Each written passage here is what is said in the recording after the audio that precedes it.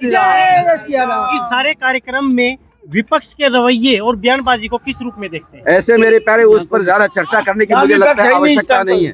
कि मतलब ये है कि वो हो सकता है भटके हुए कोई लोग हो सकते हैं जिनकी मति खराब हो सकती है, जो इस राम मंदिर का या इस अनुष्ठान का प्राण प्रतिष्ठा का उसका कई विरोध करते हैं। मैं समझता हूं कि उनके अंदर भारतीयता नहीं है, अध्यात्म नहीं है, धर्म कर्म नहीं है। क्योंकि जैसे मैंने पहले बताया कि राम जब सबके पूर्वज हैं तो फिर कहाँ कोई पार्टीबाजी बाकी रह जाती है। यहाँ सबको एक होकर के राम के चरणों में आकर के अपना नतमस्तक को प्रणाम करते हुए आशीर्वाद लेना चाहिए। उनका भी भविष्य सुधरेगा। अगर वो राम के चरणारविंद में आएंगे तो उनको भी कल सुनहरा दिन देखने को मिल सकता है। मैं कहता हूँ कि अगर कोई ऐसे हैं तो भगवान उनको सद्बुद्धि दे।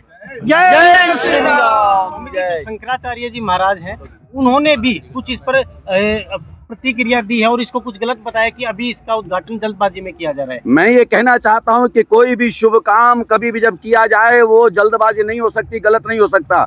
अब जब राम जी वनवास काल से वापस आए थे उस समय वशिष्ठ ने कहा था कि पहले हमने उसमें थोड़ा सा गैप समय डाल दिया था बीच में कि इसका मुहूर्त निकलेगा तब राम जी को गद्दी पर बिठाएंगे। विलंब हुआ और उसका परिणाम भुगतना पड़ा कि वो राजगद्दी से रहित होकर के वनवास उनको जाना पड़ा। जब वापस लौट के आए तो वशिष्ठ ने कहा जब राम गद्दी पर बैठेंगे वही मुहूर्त होगा, तो इसलिए देर न करो। इस समय भरत जी आज ही इनको बिठाओ गद्दी पर। आते ही उनको गद्दी पर बिठा दिया गया था। तो मैं कहना चाहता हूं अपने आदरणीय उन महानुभावों से, महापुरुषों से भी कि कोई ऐसी बात न कहें न सोचें, क्योंकि जितने भी मुहूर्त हैं, आज मैं ये भी स्पष्ट कर दूं, जितने भी भारतवर्ष में या दुनिया में मुहूर्त हैं वो किसी न किसी ऐसे शुभ कार्य के माध्यम से बने हैं। या राम का जन्म हुआ, रामनवमी है, वो अपने आप में मुहूर्त बन गई। भगवान कृष्ण का जन्म हुआ, जन्माष्टमी है, वो मुहूर्त बन गई है। यानी जब उनका जन्म होता है या फिर कोई भी ऐसा प्यारा सा कार्य होता है, मान लिया उन्होंने रावण को जीता, विजय प्राप्त की, विजयदशमी,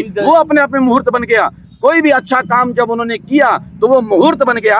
आज जब राम लला की स्वयं की मूर्ति लग रही है वहां पर, तो वो तो अपने आप मुहूर्त बन गया है। हालांकि वैसे भी मुहूर्त है, और बल्कि मैं तो यूं कहूंगा ये 22 जनवरी पोष शुक्ल पक्ष की द्वादशी ये आने वाले टाइम में और लोगों के लिए मुहूर्त बन जाएगी। यानी लोग कोई अच्छा कार्य करेंगे, खुशी का कार्य करेंगे, कोई खुशी मनाएंगे, कोई अगर मुहूर्त देखना होगा तो लोगों के लिए अबूझ साया हो जाएगा कि पोष मास की शुक्ल पक्ष की द्वादशी यानी 22 जनवरी यह भी मुहूर्त बन रहा है। अपने आप में एक नया मुहूर्त और बन रहा है। बाकी सब लोगों के लिए कुछ पूछना नहीं पड़ेगा।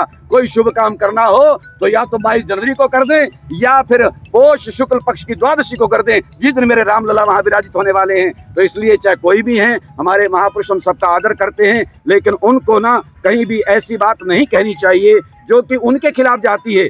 यानी ये राम को मानते हो, भगवान के प्रति श्रद्धा रखते हो, तो कोई भी बात अंदर से ऐसी न निकालें कि जिससे कि हमारे इस आध्यात्मिक और धार्मिक समाज को कहीं ठेस पहुंचे। क्योंकि आज बच्चा बच्चा राममय, राम का भक्त बन चुका है। भारत की गली मोहल्ला हर राममय बन चुका है। आज कोई अगर ऐसी बात करेगा तो सीधा सीधा होगा वो अपना ही विरोध प्रस्तुत कर रहे हैं, उनके प्रति समाज का विरोध हो जाएगा। चाहे वो कोई पार्टी छोड़ो, मैं तो कहता हूँ चाहे वो संत हो, महात्मा हो, शंकराचार्य हो, कोई भी हो, लोग उनके खिलाफ हो जाएंगे अगर वो इसका कहीं इस तरह की बातें करते हैं जो कि नहीं करनी चाहिए। मैं तो कहूंगा सारे मिलकर के आएं और आशीर्वाद दें, ना भी आए जहां बैठे हैं वहीं से अपना आशीर्वाद दें कि बहुत सुंदर है, बहुत बढ़िया है, बहुत सुखद है, बहुत अच्छा है, और प्रसन्नता व्यक्त करते हुए सारे अपने समाज को आशीर्वाद दें और अपने राम को मनाते रहो, भगवान की पूजा करते रहो। आज उनका ये दिन देख करके आप भी खुशी मनाएं, परमात्मा कृपा करें। जय श्री राम। इस कार्यक्रम के बाद भारत की और भारतीय राजनीति की दशा और दिशा क्या होगी? ऐसे मेरे प्यारे, मैं भारतीय राजनीति क्या को मैंने कहा ना, अब तो राम राज शुरू होने वाला है मेरे प्यारे। राजनीति नाम की कोई ऐसी वैसी चीज, क्योंकि राजनीति बदनाम हो चुकी थी भारत की, क्योंकि उनके कार्य ऐसे होते थे। गलत कार्य जहां पर हो रहे हैं लोग उसको राजनीति कहने लग गए थे।